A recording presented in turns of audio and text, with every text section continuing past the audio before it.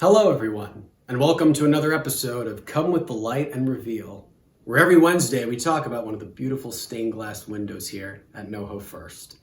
Today, I have the story of a man named Amos. But first, look at that symbol at the top of the window. It's an olive branch, universally recognized as a symbol for peace. This goes all the way back to the Great Flood. Noah finally sends out a dove saying, "Find me a sign of land so that I know that this flood is over." But alas, the dove comes back with nothing. So Noah sends him out again, and this time, the dove comes back with an olive branch in its beak. This was how Noah knew that the waters had finally receded and that the earth would bear life again. Now the picture in the window is the prophet Amos with a banner showing his name.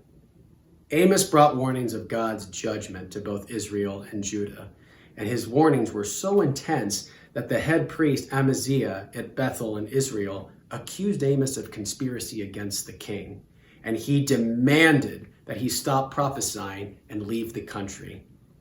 But Amos refused. Amos said, "I was not a prophet. I was a shepherd. I also took care of sycamore fig trees.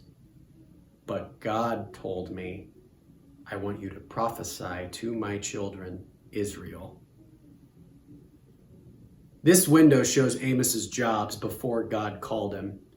Amos worked 2 jobs because he was very poor. There is a flock of sheep on the left-hand side, and on the right side is a stand of sycamore fig trees. He did not own this flock of sheep. Amos only worked during the spring and summer when the sheep were in far pastures. His winter job was taking care of the sycamore fig trees, which was a very rough job. Amos used to have to climb every single tree and open up every single fig so that it would ripen. And even then, the fruit was so gritty that it wasn't much better than food for the animals. But despite these humble origins, despite being worn down and always looked down upon, God saw something in Amos. He knew that this man was courageous and would speak boldly of his warnings and prophecies. God chose Amos, like he chooses many people.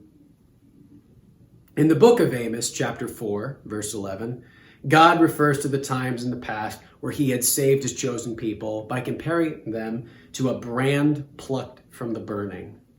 That's significant because when he was 5 years old, John Wesley was saved from a burning building. And his mother, Susanna Wesley, told him that he was a brand plucked from the burning and destined for better things. And sure enough, John Wesley grew up to be the founder of the Methodist movement and the creator of our church. This story of Amos, represented in this beautiful window, was dedicated in 1958 as a gift from the Women's Society of Christian Service. Thank you very much for joining me for another episode of Come with the Light and Reveal. I'll see you right back here next Wednesday for another window and another story. God bless.